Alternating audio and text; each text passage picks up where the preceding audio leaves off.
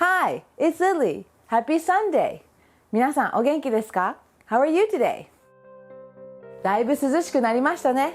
皆さんの地域はどうですか？夜は本当に肌寒いので4日前ぐらいに毛布を出しました。この時期の夜が多分一番好きです。毛布にくるまって寝るのが本当に好きです。Which season is your favorite? Which season is your favorite? タイトルの通り、今日は日本語の好きなところについて話していきたいと思っております。このチャンネルを時々見てくださっている方はもちろんもうすでにご存知だと思いますが、私はアメリカ人ですが、日本で生まれ育ちました。家の中では基本的に家族とは英語で話していましたが、近所の友達と遊ぶことによって日本語を学ぶことができました。ほとんどの友達が日本人だったため、日常会話は彼らから学べましたが、日本の学校に通わなかったため、漢字や敬語などは学びませんでした。高校ぐらいの時に、あれ？ちょっと私の日本語はみんなと違う。お店のパッケージとメニューは全て自分で読めない。と気づき、漢字などを独学で勉強し始めました。その時から、日本語にこんな表現あったの？面白い！と気づくことが多くありました。お勉強中に気づいたことや日本人の友達から教わったことなどを皆さんに今日シェアしていきたいと思っております。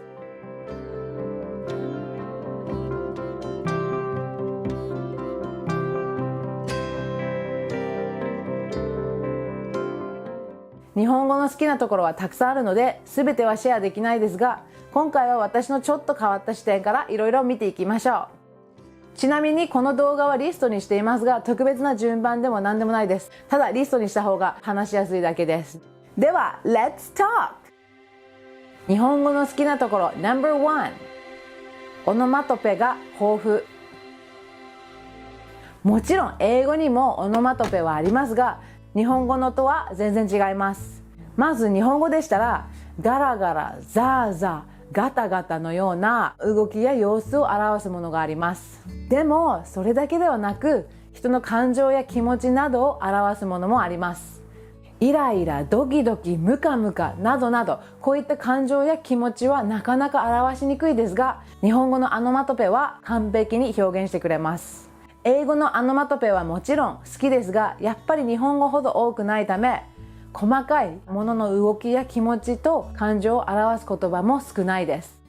たとえ本を読んでいる時や友達と話している時、日本語の擬音語などを聞く時、まさにその音が聞こえてくるように感じることがあります。私だけかもしれませんが、すごくリアルに感じます。英語の場合ももちろん想像できるんですけど、日本語の方がすごくリアルに感じます。日本語のこういうところが本当に好きです。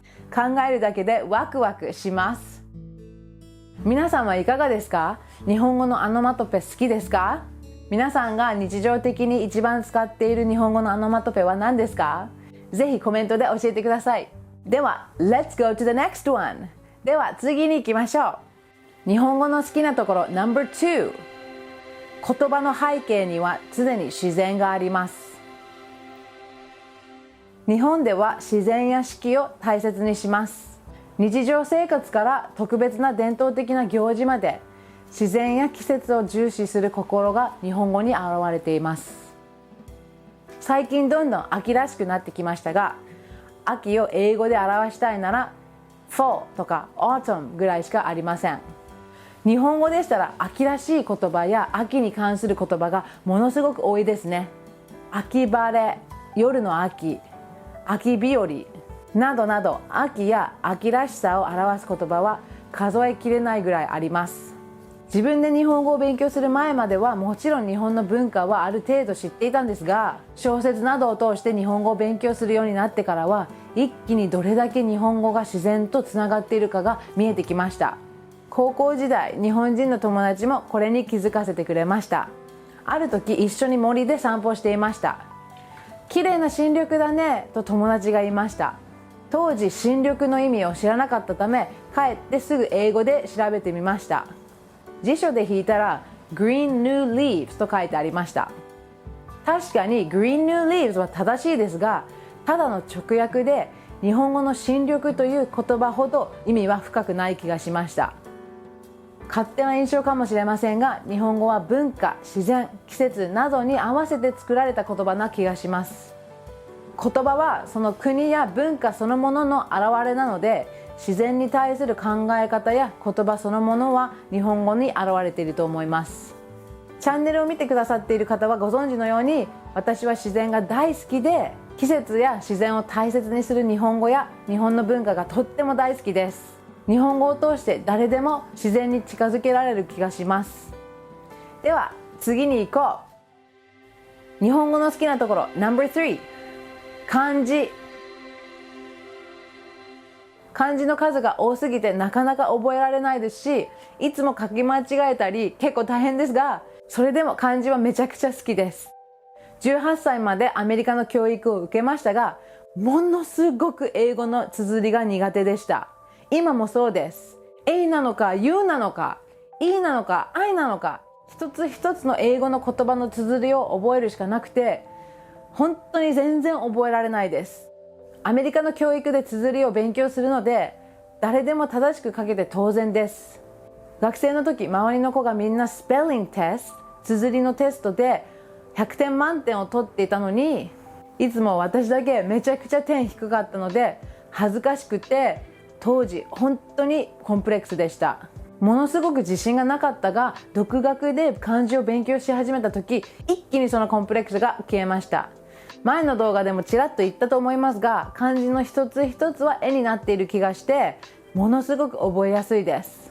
アルファベットの場合、一つ一つに意味は全くなく、合わせて初めて言葉になります。その言葉自体に意味があります。漢字はその逆で、一つ一つに意味がもうすでにあります。上手に伝えられているか分かりませんが、漢字のそういうところがものすごく分かりやすいです。例えば、赤いというこの字と葉という字を合わせたら、もみじという意味になります。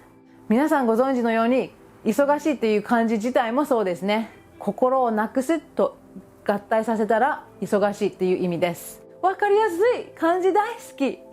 漢字の場合は2つの絵を組み合わせて作る漢字ですね。組み合わせて言葉を作るためには、もちろん覚えなくてはならない漢字は多いですし、覚えたとしても訓読みとか音読みなどいろいろありますが、私の脳みそには漢字の方が英語よりフィットしていると思います。それだけではなく、ある漢字の正しい読み方が分からなくても、一つ一つの意味が分かれば言葉の意味もなんとなく分かります。漢字のこういうところも大好きです。またシンプルな例を使いますが、例えばこれ分からなくても必ずと読むっていう漢字と意味を分かっていれば、必ず読むべきってことですねと簡単にこの2つの漢字を見るだけで分かります。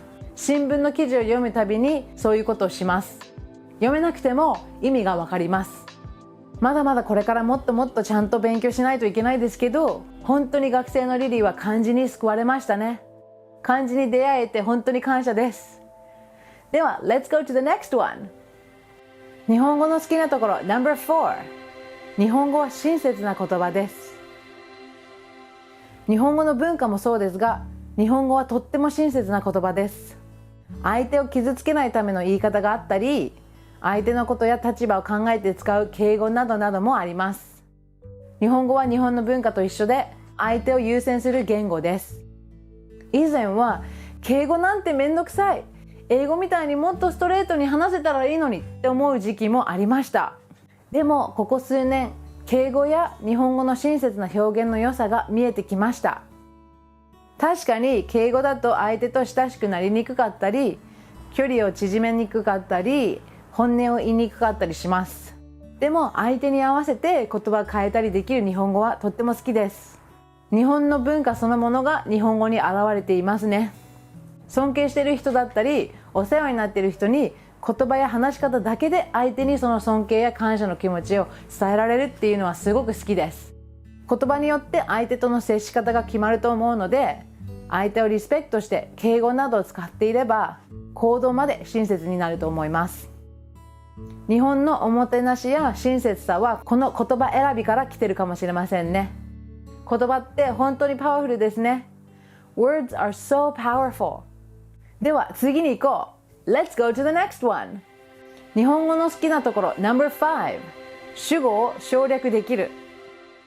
日本語はね、いろんなパーツがあっていろいろ考えて使わないといけないですけど、主語を言わなくて文が成り立っちゃうところが大好きです。皆さんご存知のように、英語の場合 I, she, he, we などなど必ず主語を入れないといけないです。日本語は英語と違って主語が必要ないので、買い物行ってくるねだったり、何してるのと主語なしで言えます。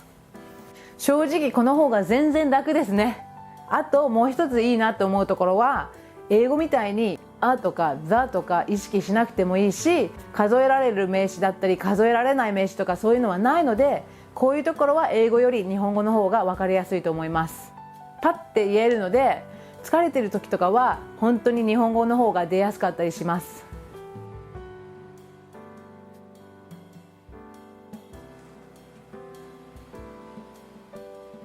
日本語って本当にすごいですよね。時には他の言語が表せない感情や表現を表せたり、逆に今言ったようにすごくシンプルに主語まで省略したり、日本語ってやっぱ本当に面白いですよね。どんなに勉強してもまだまだ分かんないことがたくさんあります。皆さんはいかがですか？